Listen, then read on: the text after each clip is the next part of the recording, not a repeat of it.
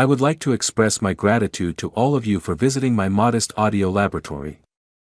Today, I introduce the F-3000XMD, a model that has received the most attention from audiophiles among the amplifiers of my own design. Starting in 2021, this model has undergone steady enhancements in both design and functionality, while naturally maintaining the fundamental framework of its electrical characteristics. All my amps are custom-made to order, so I don't use PCBs. Instead, everything is assembled by hand using point-to-point wiring and soldering. When it comes to the F-3000 series, you'll find minor differences depending on the letters or numbers at the end of the model name. In F-3000XMD, the X stands for the 4-pin XLR headphone output, M for the VU meter, and D for the direct input.